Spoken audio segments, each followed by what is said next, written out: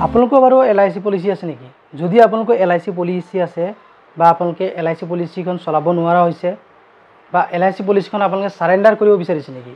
যদি আপোনালোকে LIC পলিচিখন সাৰেন্ডাৰ কৰিব বিচাৰিছে বা আপোনালোকে ভাবিছে যে LICত আৰু ইনভেষ্টমেণ্ট কৰিবলৈ মই আৰ্থিকভাৱে অৱস্থা নাই বা মই LICখন এতিয়া সাৰেন্ডাৰ কৰি দিম।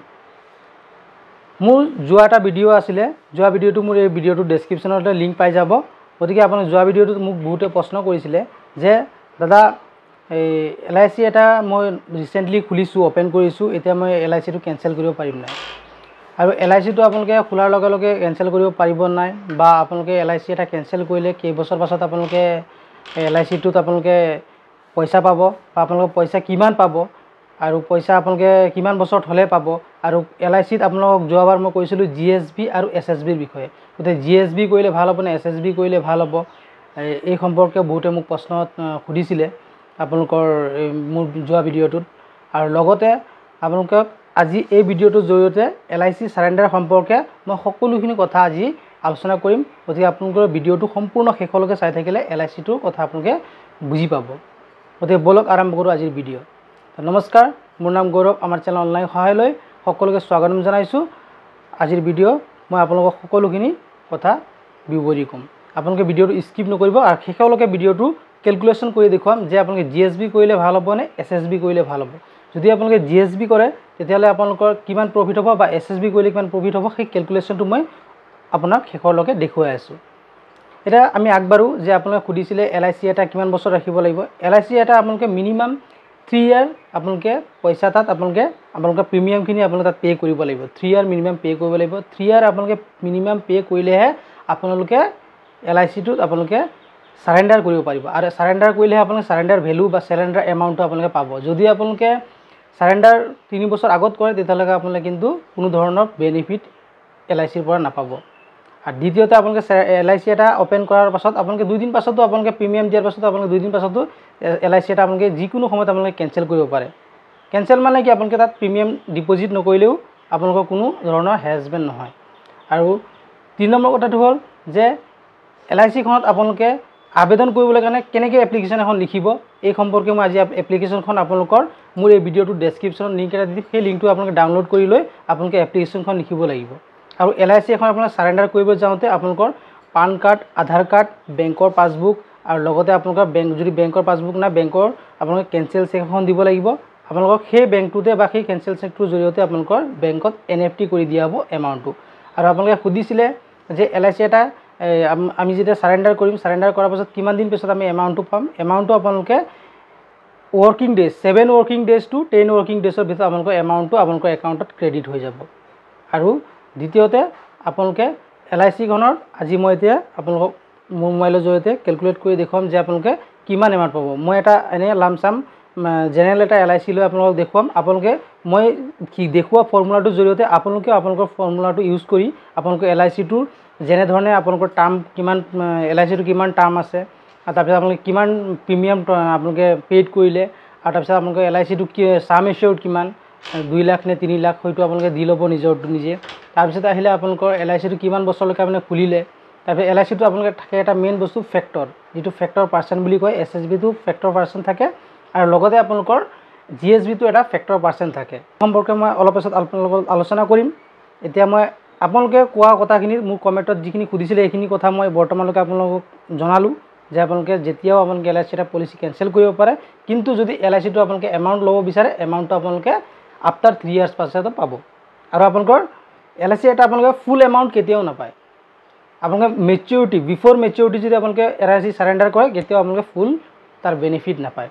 আপোনালোকে মেচিউৰিটিৰ সময়ত যিটো বেনিফিট পাব লাগে সেইটো বেনিফিট পাবই, কিন্তু বিফৰ মেচিউৰিটি আপোনালোকে যদি সাৰেন্ডাৰ কৰে তেতিয়াহ'লে আপোনালোকৰ কোনো ধৰণৰ ফুল এমাউণ্ট আপোনালোকে উইথড্ৰ কৰিব নোৱাৰে। আৰু লগতে সাৰেন্ডাৰ ফৰ্মত আপোনালোকৰ যি LIC এজেণ্ট যাৰ থ্ৰু দি আপোনালোকে খুলিছে বা নতুবা আপোনাৰ যদি সেই LIC এজেণ্টজন নাইও বা আপোনাৰ যদি কোনোবা চিনাকি এনেকুৱা LIC এজেণ্ট আছে তেখেতৰ কিন্তু সিল সহিটো প্ৰত্যেকটো আপোনালোকৰ ডকুমেণ্টছত আৰু লগতে আপোনালোকৰ যিখন সাৰেন্ডাৰ ফৰ্ম আপোনালোকে LIC ব্ৰাঞ্চত গৈ ভিজিট কৰি ল'ব লাগিব।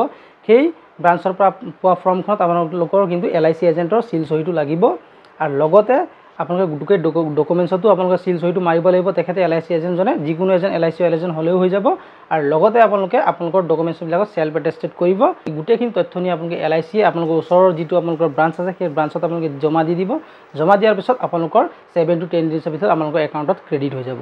এতিয়া আমি আগবাঢ়ো যে GSB কৰিলে ভাল হ'ব নে SSB। GSB ফুল মিনিং হ'ল গেৰেণ্টিড সাৰেণ্ডাৰ ভেলু আৰু SSB ফুল মিনিং হ'ল স্পেচিয়েল সাৰেণ্ডাৰ ভেলু। এই দুটা আপোনালোকে নামতে আপোনালোকে গম পাইছে, গেৰেণ্টিড মানে আপোনালোকে একদম গেৰেণ্টিড পাবই। আৰু যিটো স্পেচিয়েল সাৰেণ্ডাৰ ভেলু তাত আপোনালোকে ৰিস্ক আছে। আৰু জানে আপোনালোকে সদায় যেনেকৈ আপোনালোকে মিউচুৱেল ফাণ্ডত ৰিস্ক ল'লে আপোনালোকে এমাউণ্টটো বেছি পোৱা যায়, ঠিক তেনেকৈ LICটো আপোনালোকৰ SSB কৰিলে ৰিস্ক হ'ব, কিন্তু আপোনালোকৰ এমাউণ্টটো বেছি পাবলৈ চান্স থাকিব বা বেছি নাপাবও পাৰে। কিন্তু গেৰেণ্টিড সাৰেণ্ডাৰ ভেলুত আপোনালোকে এমাউণ্টটো পাবই গেৰেণ্টিড, আৰু কিন্তু কিমান পাব হয়তো ক্যালকুলেশন কৰি মই এটা দেখুৱাম। গতিকে বলক মোৰ মোবাইল স্ক্ৰীনলৈ আপোনালোকে ইয়াত চাব পাৰিছে যে গেৰেণ্টিড সাৰেণ্ডাৰ ভেলু অৰ্থাৎ GSV। আপোনালোকে ইয়াত চাব পাৰিছে যে গেৰেণ্টিড সাৰেণ্ডাৰ ভেলুটো আপোনালোকে উলিয়াবৰ কাৰণে আপোনালোকৰ পোনপ্ৰথমতে টোটেল প্ৰিমিয়াম পেইড, আপোনালোকে কিমান প্ৰিমিয়াম টোটেল পেইড কৰিলে মাইনাছ ফাৰ্ষ্ট ইয়াৰ প্ৰিমিয়ামটো আপোনালোকে মাইনাছ কৰিব লাগিব। তাৰপিছত into GSV factor plus bonus. গতিকে GSV ফেক্টৰটো মই আগত দেখুৱাম আপোনালোকক। টোটেল প্ৰিমিয়াম পেইড ধৰি লওক এতিয়া আমাৰ টোটেল প্ৰিমিয়াম পেইড কৰিলে 20,000 টকা ইনটু 5 বছৰৰ কাৰণে আপোনালোকে পেইড কৰিলে 20,000কৈ। গতিকে জমা হ'লে আপোনালোকে 1 লাখ টকা আপোনালোকে বৰ্তমানলৈকে ডিপজিট ধৰি লওক কৰি ল'লে আপোনালোকৰ LIC। তাৰপিছত আপোনালোকৰ ধৰি লওক এতিয়া এক্সক্লুড ফাৰ্ষ্ট ইয়াৰটো আপোনালোকৰ মাইনাছ হ'ব। ইয়াত কোৱাই আছে অলৰেডি ফাৰ্ষ্ট ইয়াৰ প্ৰিমিয়ামটো মাইনাছ। গতিকে আপোনালোকৰ কিমান হ'ল 1 লাখৰ পৰা 20,000 মাইনাছ গ'লে 80,000 টকা। GSV ফেক্টৰ যদি আপোনালোকে 5 বছৰ কম হয় অৰ্থাৎ 3 বছৰ ওপৰ হয় তেতিয়ালৈকে আমাৰ 30% পাব GSV ফেক্টৰ, আৰু যদি 4 বছৰৰ হয় তেতিয়াহ'লে আপোনালোকে পাব 50%, আৰু যদি আপোনালোকৰ 5 বছৰ হয় তেতিয়াও পাব 50%ৰ পৰা ওপৰ বা 50ৰ পৰা 90%ৰ ভিতৰত আপোনালোকে পাব। তাৰপিছত আহিলে একুৰেট বোনাছটো আপোনালোকে 4,000 টকা পাব। মানে 4,000 নাপায়, মানে 4,000 হয়। কেনেকৈ 4,000 হয় যে আপোনালোকৰ যদি আপোনাৰ চাম এচিয়ৰটো 2 লাখ আছে তেতিয়াহ'লে 2ৰে পূৰণ হ'ব কিমানৰ লগত 1,000ৰে। যদি চাম এচিয়ৰত আপোনালোকৰ 5 লাখ আছে 5ৰ লগত 1,000 পূৰণ হ'ব। আৰু আপোনালোকে ইয়াত কিমান হৈছে চাই ল'ব পাৰিছে যে 1,000 ইনটু 2 মানে পাৰ আপোনালোকৰ LIC ডিক্লেয়াৰ কৰিব 40 টকাকৈ পাৰ, মানে আপোনালোকৰ 1,000ত পেইড কৰিব। গতিকে 1,000ত যদি 40 টকাকৈ হয় 4,000 টকা হ'ব। আৰু আপোনালোকৰ চাম এচিয়ৰত 2 লাখ টকা ধৰি লওক 4,000 পূৰণ কৰিলে 8,000 টকা বোনাছ পাব। ঠিক তেনেকৈ আপোনালোকৰ বোনাছটো আপোনালোকে উলিয়াব পাৰিব। তাৰপিছত আহিলে আপোনালোকৰ ধৰি লওক এতিয়া মই কৈছিলোঁ যে আপোনালোকৰ 80,000 টকা, ইয়াত 80,000 টকা তেখেতৰ প্ৰথম প্ৰিমিয়াম তেওঁ পেইড কৰিলে 5 বছৰ ধৰি লওক 20,000 টকাটো প্ৰথমতে তেওঁ মাইনাছ হৈয়ে গ'ল। তাৰপিছত তেখেতৰ আহিলে ইয়াতে কিমান 50%টো ধৰি ল'লোঁ মই আমি তেওঁক ফেক্টৰটো দিছে, তেওঁক যিটো আপোনাৰ GSV ফেক্টৰ 50% দিছে প্লাছ বোনাছ 8,000 টকা। এইটো আমি কেলকুলেশ্যন কৰিলে পাওঁ, চাই লওক কিমান পাইছোঁ আমি 48,000। তেওঁ অৰ্থাৎ 48,000 তেওঁ সাৰেণ্ডাৰ কৰিলে, সাৰেণ্ডাৰ ভেলুটো পাব 48,000। তাৰপিছত আহিলোঁ আমি স্পেচিয়েল সাৰেণ্ডাৰ ভেলু অৰ্থাৎ SSBত কেনেকৈ কেলকুলেশ্যনটো কৰিব, পেইড আপ ভেলু অৰ্থাৎ পেইড আপ ভেলুটো আপোনালোকে কেনেকৈ নিৰ্ণয় কৰিব। ধৰি লওক তেখেতৰ চাম এচিয়ৰটো 2 লাখ তেওঁ দিলে 5 বছৰলৈকে দিলে, তেওঁৰ টাৰ্ম মানে পলিচিৰ টাৰ্মটো আছিলে ধৰক পেয়িং টাৰ্মটো আছিলে 10 বছৰ। তেওঁ এই কেলকুলেশ্যনটো কৰিলে হ'ব 1 লাখ, আৰু বোনাছ পাই তেওঁ ধৰি লওক 8,000 টকা। আৰু SSB ফেক্টৰটো এইটো টোটেলি ডিপেণ্ড কৰে LIC অফিচৰ লগত অৰ্থাৎ LIC ইণ্টাৰনেল এষ্টিমেটৰ লগত ডিপেণ্ড কৰে। অৰ্থাৎ SSB ফেক্টৰটো টোটেলি ডিপেণ্ড কৰে আপোনালোকৰ LIC অফিচৰ লগত। তাৰপিছত আহিলে paid up value plus bonus, তাৰপিছত আহিলে SSB factor. Paid up value ধৰিলোঁ আমি পাইছিলোঁ এইমাত্ৰ ইতিমধ্যে আপোনালোকে চালে 1 লাখ। গতিকে এইফালে বোনাছ ধৰি ল'লোঁ 8,000, তাৰপিছত 70% দিছে ধৰি ল'লোঁ আমি LIC ফালৰ পৰা 70% SSB ফেক্টৰ দিছে। তাৰপিছত তেখেতৰ এই কেলকুলেশ্যনটো কৰিলে হ'ব, এইফালে আপোনালোকে চাই ল'ব পাৰিছে কেলকুলেশ্যনটো কৰিলে 75,600 হ'ব। গতিকে আপোনালোকে নিশ্চয় গম পালে যে আমি ইতিমধ্যে এই যিটো আছিলে GSBত আমি কিমান পাইছিলোঁ 48,000 পাইছিলোঁ। আপোনালোকে চাব পাৰিছে 48,000 আমি GSBত পাইছিলোঁ, আৰু আমি এতিয়া বৰ্তমানতে SSBত পাইছোঁ কিমান 75,600। গতিকে কোনটোত বেছি এমাউণ্ট পাইছোঁ আমি ইতিমধ্যে আপোনালোকে গম পালে।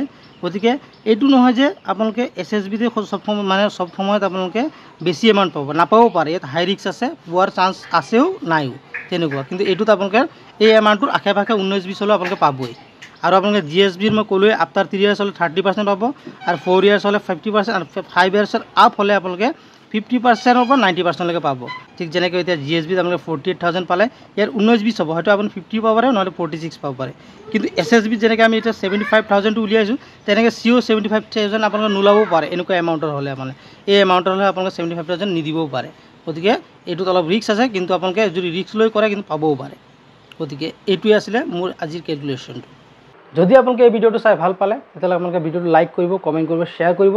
আৰু যদি আমাৰ এনেকুৱা ধৰণৰ ভিডিঅ' আপোনালোকে পাই থাকিব বিচাৰে, তেতিয়া আমাৰ চেনেলটো ছাবস্ক্ৰাইব কৰিব আৰু কাষত থকা বেল আইকনটো আপোনালোকে প্ৰেছ কৰি অল কৰি ল'ব। তেতিয়া আমাৰ এনেকুৱা ধৰণৰ ভিডিঅ' আহি থকা নতুন নতুন ভিডিঅ'বোৰৰ ন'টিফিকেশ্যন আপোনালোকে সকলোতকৈ আগত পাই থাকিব। আমাৰ ভিডিঅ' বহুতে চায়, কিন্তু বহুতে চাই লৈ কিন্তু ছাবস্ক্ৰাইব নকৰে।